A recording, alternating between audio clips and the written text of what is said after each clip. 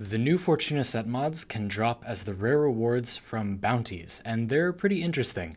Lots of these mods are individually strong, and the Synth mods stuck out to me as a whole. Let's get the effects of each of these mods out of the way. Reflex gives you holster speed.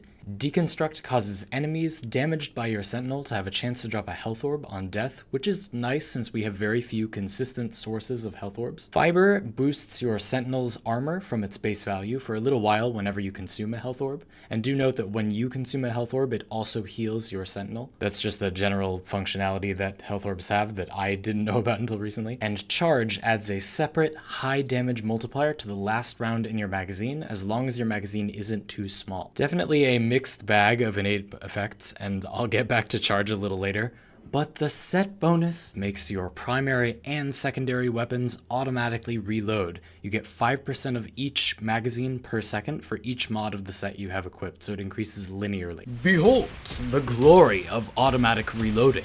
Infinite damage output, non-stop action, complete with UI indicator, time saving when reloading partial magazines. Pretty spicy, right? We do already have access to this auto-reloading effect on Eject Magazine, and there's an equivalent for primary mods. And one of these set mods goes on your secondary, so the surface benefit of the Synth set is that you can gain this effect for your primary without sacrificing any space in that build. You're basically trading some other space in your loadout in exchange for power on your primary weapon. If that isn't to your taste, I understand, but it's a useful tool in isolation, and the worst, it's food for thought when you're working on a build or a loadout. Most of this set goes on your frame and your sentinel, so you can sort of use those slots. If you can find a frame build or a sentinel build that doesn't really need all of that mod space it has, you'll be adding a powerful utility effect to your primary and secondary at a pretty low opportunity cost. And for that matter, you could omit charge, the weakest link of the set, and get pure upside for your weapons, giving them about an 8-second auto reload with 3 of the 4 mods in the set equipped. Again, not exactly 8 seconds, and remember it does reload piecemeal, so you reload overall 15% or 20% of your magazine every second, but it will reload quickly at a time. So this weapon has 83 bullets in its magazine, so you'll quickly get a few bullets the instant you swap. It's not like you have to wait a whole second to get some bullets in there, which is good. It can be good. You can still get partial reloads. And this kind of buildcraft where you're doing trade-offs like this and you fill so-called stat sticks with stuff that boosts the power of some other tool at your disposal, that's becoming more and more readily accessible with many recent additions to our mod roster, like Vigorous Swap is one that comes to mind that would synergize pretty well here, but there have been a few others like Ambush for the Shade that let you get a lot of damage on your weapons by using slots on things other than your weapons. It's just a very interesting, important tool. And another way to look at these set mods is to run all 4 of them, take a bit of a damage loss on your secondary like you saw before, and then use the mods like the ones I just mentioned to recoup that damage loss. You know, run some arcanes, run Vigorous Swap to make the damage of your weapon go back up. The Synth set has even more implications than that though. Having 2 weapons that auto-reload is a little better than having 1 weapon that auto-reloads twice, because it means that you can never reload instead of just reloading less.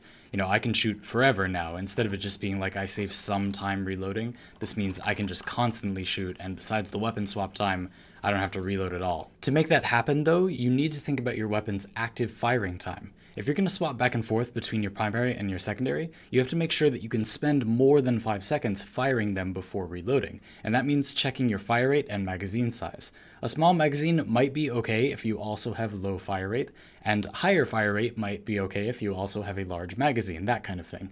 I think it's this active firing time bit that makes it more punishing to only run 3 of the 4 mods in the set, because while a 5-second active firing time is somewhat normal, and you saw it was working there for these relatively large magazine size active firing time weapons, there aren't a lot of weapons that can keep firing for over 8 seconds. So yes, 5-second auto reload, that's good. 8-second auto reload, also good. It's not suddenly bad, but you do sort of get a disproportionately large loss because there aren't as many weapons that can shoot for that long before needing to reload.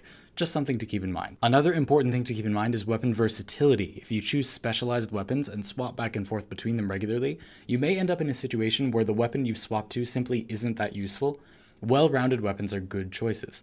Normally, I'd recommend picking a crowd clearing weapon and a single target weapon, a short range weapon and a long range weapon, but here it may be best to make sure both weapons are serviceable for most use cases. That's pretty difficult. I think that the best type of weapon, that the best compromise between being good in every situation, are sort of assault rifle-y type weapons. So this is a kit gun I made to be assault rifle-like, lower fire rate than most other auto pistols, but a large magazine. And then you could run any number of assault rifles for your primary, something like Tenora or Soma Prime or Stradivar or Super Vandal or any number of things, right? But speaking of assault rifle type weapons, on that note, there's the issue of Synth Charge. A lot of weapons that are going to be good in every situation are going to have hybrid stats, and that's going to mean that their builds are very competitive for space. When you lose one slot, you're losing a lot in the build. You know, if I swap back in, the mod I want here is Jolt, you can see my status goes up kind of a lot, and I get biased more toward corrosive. I really want this build. You know, losing one of these mods has a meaningful effect. It's not just some gravy, it's good, you know, and it also balances my damage multipliers pretty nice. I got 90% element and 120% more, so I have 210% total elemental damage,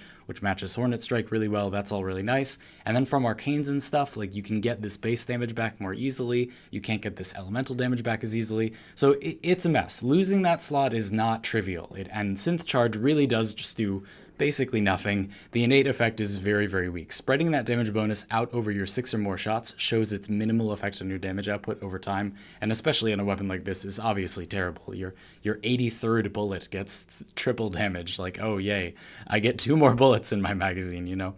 You could make this a bit better if you prepared your final shot by emptying your magazine ahead of time and choosing a weapon with high destructive power in a single shot, like a Ketchmoon kit gun. And you could even use, because it's a kit gun, you could even use that size manipulation, that magazine manipulation, to make it so it has almost exactly 6 rounds in the magazine, as I've done here. I actually didn't do this on purpose, but it ended up being good for demonstrating. But the problem is that this mod, used alone, auto-reloads your magazine. So if you prepare that last shot and then try to keep it prepared, holstered, and ready to go, it reloads itself and ruins it. Rivens also can't help much here. I tried to find a weapon that has high enough disposition and a small enough innate magazine size that a negative magazine capacity bonus on a Riven would get you to single round magazines. You would just have 1 round and you'd always get this bonus. You'd have some kind of Vectis Prime depleted reload charge chamber thing, and that could be really good. The damage would be good on paper. That's a triple damage multiplier, but it's currently mathematically impossible to do that. There just isn't any Riven that can get a high enough negative magazine capacity that is also for a weapon that has a small enough magazine innately, and there are no corrupted mods for secondaries that reduce magazine size. A few weapons can get kind of close, but the damage bonus from charge is still pretty unexciting at this time. Now, if I ever find one of those, though, you know who to call. Now, sure, we do already have Eject Magazine, which already doesn't even have a secondary effect. So it's like, is the weak innate effect on charge that big a deal? It's not the end of the world, but it's nice to have your cake and eat it too. So, as I was talking about earlier, you can use other parts of your loadout to boost the damage of your secondary back up. You know, take some arcanes along, run vigorous swaps, stuff like that. And as I was mentioning a little earlier, it's easier to give yourself back base damage. You can see there's an arcane for pistols called Arcane Precision that gives you 120% base, that's base damage, for your secondaries when you get a headshot.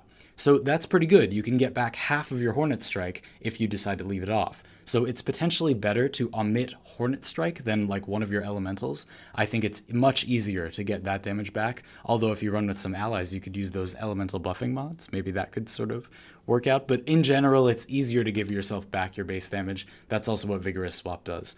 So you have options. It's not as though there's no way to recoup that damage or even get more of it, but you do have to sacrifice something somewhere to get it back.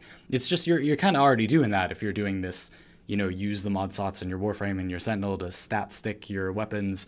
So it sort of fits, and I feel like that's a relatively minimal price to pay for having auto-reloading weapons.